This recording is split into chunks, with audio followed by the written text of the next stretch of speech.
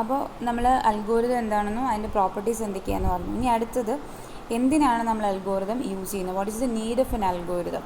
അപ്പോൾ അത് ഏതൊക്കെയാണെന്ന് ചോദിച്ചാൽ to understand the basic idea of the problem. നമുക്ക് എന്താണോ കണ്ടുപിടിക്കേണ്ടത് അത് നമ്മുടെ പ്രോബ്ലമാണ്. ആ പ്രോബ്ലം എന്താണ് എന്നുള്ളത് അണ്ടർസ്റ്റാൻഡ് ചെയ്യാൻ വേണ്ടിയിട്ട് നമുക്ക് അൽഗോരിതം യൂസ് ചെയ്യാം. രണ്ടാമത്തത് to find an approach to solve the problem. ആ പ്രോബ്ലം എങ്ങനെ സോൾവ് ചെയ്യണം എന്നുള്ളൊരു ഐഡിയ നമുക്ക് കിട്ടുന്നതും അൽഗോരിതത്തിൽ നിന്നാണ്. മൂന്നാമത്തത് to improve the efficiency of an existing techniques. എന്താണ്, ഇപ്പോൾ നമുക്ക് ഒരു ടെക്നിക്ക് അവൈലബിൾ, ആ ഒരു ഓപ്പറേഷൻ ചെയ്യാൻ വേണ്ടിയിട്ട് നമുക്കൊരു ടെക്നിക്ക് അവൈലബിൾ ആണ്. ആ അവൈലബിൾ ആയിട്ടുള്ളതിൻ്റെ എഫിഷ്യൻസി ഇമ്പ്രൂവ് ചെയ്യുക എന്ന് വെച്ചാൽ ഇനി അതിനകത്ത് കുറച്ച് മോഡിഫിക്കേഷൻസോ ചേഞ്ചസോ വരുത്തി കഴിഞ്ഞാൽ നമ്മൾ കൊടുക്കുന്ന ഇൻപുട്സ് അനുസരിച്ച് നമുക്ക് ഔട്ട്പുട്ട് കിട്ടുന്നുണ്ടെങ്കിൽ, ഏത് രീതിയിലുള്ള ഇൻപുട്സ് കൊടുത്താലും ഏത് രീതിയിലുള്ള ഔട്ട്പുട്ട്സ് കിട്ടുന്നെങ്കിൽ എന്താണ്, ആ വരുത്തിയ ചേഞ്ചസ് വഴി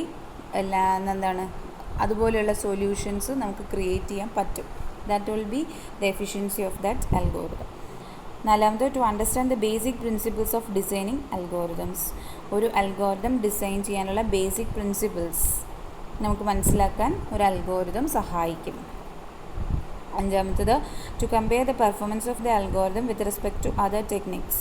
അപ്പോൾ അൽഗോരിതം അല്ലാതെ വേറെ ഏതെങ്കിലും ടെക്നിക്സ് യൂസ് ചെയ്തിട്ട് നമ്മളൊരു പ്രോബ്ലം സോൾവ് ചെയ്യുന്നുണ്ടെങ്കിൽ എന്താണ് അൽഗോരിതം വെച്ച് ചെയ്യുമ്പോഴും എങ്ങനെയാണ് അൽഗോരിതം ഇല്ലാണ്ട് ചെയ്യുമ്പോഴും ഉള്ളതിൻ്റെ ആ പെർഫോമൻസ് നമുക്ക് കമ്പയർ ചെയ്യാൻ ഒരു അൽഗോരിതം ഉണ്ടെങ്കിൽ ബെസ്റ്റ് ആയിരിക്കും.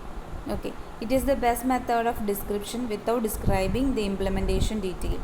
അപ്പോൾ ഇത് നമ്മളെങ്ങനെ ഇംപ്ലിമെൻറ്റ് ചെയ്യുന്നു എന്നറിയാതെ തന്നെ എന്ത് ചെയ്യാൻ പറ്റും, എന്താണ് നമ്മളവിടെ ചെയ്യുന്ന പ്രോബ്ലത്തിനുള്ള സൊല്യൂഷൻ, ആ ബെസ്റ്റ് മെത്തേഡ് എന്താണെന്നുള്ളത് അൽഗോരിതം വെച്ചിട്ട് നമുക്ക് പറയാൻ പറ്റും.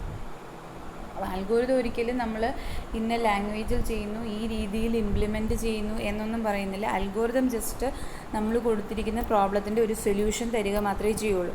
ആ സൊല്യൂഷൻ നമ്മൾ എങ്ങനെ ഇംപ്ലിമെൻറ്റ് ചെയ്യണം എന്നുള്ളത് അടുത്ത സ്റ്റെപ്പിലായിരിക്കും നമ്മൾ റെക്കഗ്നൈസ് ചെയ്യുന്നത്. അപ്പോൾ അൽഗോരിതം ഒരിക്കലും എന്താണ്, ഒരു ഇംപ്ലിമെൻറ്റേഷൻ മെത്തേഡ്സിനെ സ്പെസിഫൈ ചെയ്യില്ല.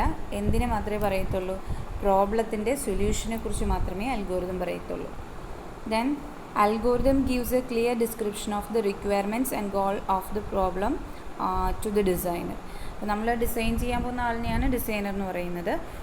അൽഗോരിതം എന്തായിരിക്കും ചെയ്യുന്നത്, നമ്മുടെ കയ്യിലുള്ള റിക്വയർമെൻറ്റ്സ് എന്താണെന്നുള്ളതും അതുപോലെ നമ്മൾ പ്രോബ്ലത്തിൻ്റെ എന്ത് തരത്തിലുള്ള സൊല്യൂഷൻസ് അല്ലെങ്കിൽ എന്ത് ഗോളാണ് അറ്റൈൻ ചെയ്യാൻ പോകുന്നത് എന്നുള്ളതിനെക്കുറിച്ചുള്ള ഒരു ക്ലിയർ ഐഡിയ തരുന്നത് അൽഗോരിതമാണ്. നമ്മുടെ കയ്യിലുള്ള സാധനങ്ങൾ, ഇന്ന സാധനങ്ങളുണ്ട്, അതൊക്കെ വെച്ചിട്ട് നമ്മൾ ഇന്നതാണ് ജനറേറ്റ് ചെയ്യാൻ പോകുന്നത്. അപ്പോൾ അതിനെക്കുറിച്ചുള്ള എല്ലാ ഇൻഫർമേഷൻസും തരാൻ പറ്റുന്ന ഒരു കോൺസെപ്റ്റാണ് എന്തെന്ന് പറയുന്നത് അൽഗോരിതം. ദെൻ അടുത്തത് A good design can produce A good solution. നമ്മൾ പറഞ്ഞിരിക്കുന്ന മെത്തേഡ്, ആ സ്റ്റെപ്പ് ഈസി ആയിട്ടുള്ളൊരു സ്റ്റെപ്പാണ്, അതൊരു ഗുഡ് സ്റ്റെപ്പാണെങ്കിൽ നമുക്ക് എന്ത് ചെയ്യാൻ പറ്റും, ഒരു ഗുഡ് സൊല്യൂഷൻ പ്രൊഡ്യൂസ് ചെയ്യാൻ പറ്റും. To understand the flow of the problem.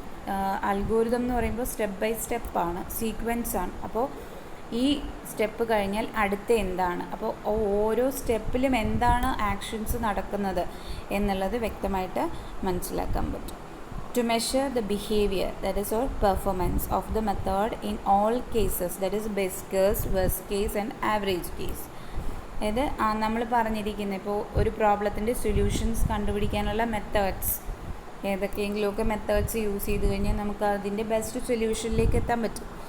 Best solution അല്ലെങ്കിൽ അതിൻ്റെ പെർഫോമൻസ് അല്ലെങ്കിൽ ബിഹേവിയർ എന്ന് പറയുന്നത് നമ്മൾ 3 രീതിയിലാണ് ഐഡൻറ്റിഫൈ ചെയ്യുന്നത്. ബെസ്റ്റ് ആണോ, വേഴ്സ്റ്റ് ആണോ, ആവറേജ് ആണോ എന്നുള്ളത്. അപ്പോൾ അത് ആ മെത്തേഡ് ചൂസ് ചെയ്യുന്നതനുസരിച്ചായിരിക്കും നമുക്ക് ഈ 3 രീതിയിലുള്ള പെർഫോമൻസ് കിട്ടുന്നത്.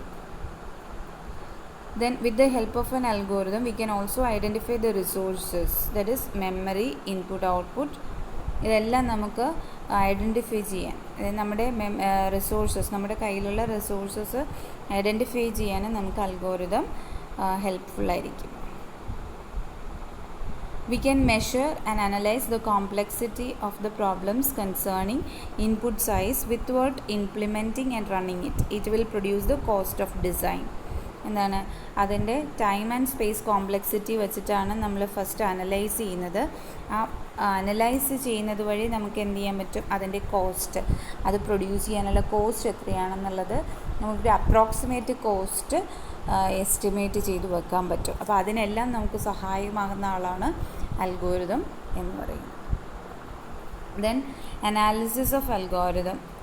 Analysis of algorithm is a field in computer science whose overall goal is an understanding of the complexity of algorithm. അതായത് ഒരു അൽഗോരിതത്തിൻ്റെ അനാലിസിസ് എന്ന് പറഞ്ഞു കഴിഞ്ഞാൽ ആ അൽഗോരിതത്തിൻ്റെ കോംപ്ലക്സിറ്റിയെ കുറിച്ചായിരിക്കും നമ്മൾ പ്രധാനമായിട്ട് മനസ്സിലാക്കുന്നത്. അനാലിസിസ് എന്ന് പറഞ്ഞു കഴിഞ്ഞാൽ കോംപ്ലക്സിറ്റി എന്നാണ് മീനിങ്. എന്തിൻ്റെയാണോ അനാലിസിസ് ചെയ്യാൻ പോകുന്നത് അതിൻ്റെ കോംപ്ലക്സിറ്റി എന്താണെന്നുള്ളത് പറയുന്നതാണ് analysis എന്ന് പറയുന്നത്. Then the complexity of an algorithm describes the efficiency of the algorithm in terms of the amount of memory required to process the data and the processing time. എന്താണ് complexity analysis എന്ന് പറഞ്ഞാൽ complexity എന്ന് പറഞ്ഞാലോ complexity എന്ന് പറഞ്ഞാൽ അൽഗോരിതത്തിൻ്റെ efficiency. Okay, analysis എന്ന് പറഞ്ഞാൽ complexity എന്ന് പറഞ്ഞു കഴിഞ്ഞാൽ എഫിഷ്യൻസി ഓഫ് അൽഗോരിതം. ഒരു അൽഗോരിതത്തിൻ്റെ എഫിഷ്യൻസിയെ ഡിറ്റർമിൻ ചെയ്യുന്ന 2 ഫാക്ടേഴ്സാണ് സ്പേസും ടൈമും. അപ്പോൾ ആ പ്രോസസ്സ് ചെയ്യാൻ എടുക്കുന്ന ടൈമും അതുപോലെ അത് പ്രോസസ്സ് ചെയ്യാൻ വേണ്ടുന്ന എമൗണ്ട് ഓഫ് മെമ്മറിയെയും ഡിപ്പെൻഡ് ചെയ്തിരിക്കും എഫിഷ്യൻസി. ആ കറസ്പോണ്ടിങ് എഫിഷ്യൻസിയിൽ നിന്ന് നമുക്ക് എന്ത് കിട്ടും? ആൽഗോരിതത്തിൻ്റെ കോംപ്ലക്സിറ്റി എന്താണെന്ന് കിട്ടും. ആ കോംപ്ലക്സിറ്റിയിൽ നിന്ന് നമുക്ക് എന്ത് കിട്ടും? ആ ആൽഗോരിതത്തിൻ്റെ അനാലിസിസ് കിട്ടും. അനാലിസിസ് എന്തിനാണ് നമ്മൾ എടുക്കുന്നത്? ഇപ്പോൾ നമ്മൾ നിങ്ങളുടെ റിസൾട്ട് അനാലിസിസ്, എന്തിനാണ് റിസൾട്ട് അനാലിസിസ്? അതായത് എത്ര സ്റ്റുഡൻസ് ഉണ്ടായിരുന്നു, എത്ര പേര് പാസ്സായി, എങ്ങനെയൊക്കെയാണ് അവർക്ക് ആ മാർക്ക് ഡിസ്ട്രിബ്യൂഷൻസ് വന്നിരിക്കുന്നത്, ഏത് രീതിയിലാണ് മാർക്സ് ഇട്ടേക്കുന്നത്, അവർക്ക് ബാക്കിയുള്ളവരെ വെച്ച് അവരുടെ പെർഫോമൻസ് എന്താണ്, ഇതെല്ലാം വരുന്നതാണ് അനാലിസിസ് എന്ന് പറയുന്നത്. അപ്പോൾ അതേപോലെ ഒരു അൽഗോരിതം എടുത്തു കഴിഞ്ഞാൽ അതിൻ്റെ എഫിഷ്യൻസിയെ ഡിറ്റർമിൻ ചെയ്യുന്നതാണ് അനാലിസിസ് എന്ന് പറയുന്നത്. Okay. Then the complexity of algorithm. The complexity of an algorithm M is the function f of n which gives the running time and or storage space a requirement of the algorithm in terms of size n of input data. അപ്പോൾ complexity എന്ന് പറഞ്ഞു കഴിഞ്ഞാൽ എന്താണ്? എഫിഷ്യൻസിയാണ്. എഫിഷ്യൻസിക്ക് വേണ്ടി നമ്മൾ എടുക്കുന്ന 2 ഫാക്ടേഴ്സാണ് running ടൈമും storage സ്പേസും. അപ്പോൾ അതിന് വേണ്ടിയിട്ട് എടുക്കുന്ന നമ്മുടെ ഇൻപുട്സിനെ ബേസ് ചെയ്തിട്ടാണ് പറയുന്നത് time complexity and space complexity. Time complexity is running time of a program as a function of the size of input. Running time എന്ന് പറഞ്ഞാൽ എന്താണ്?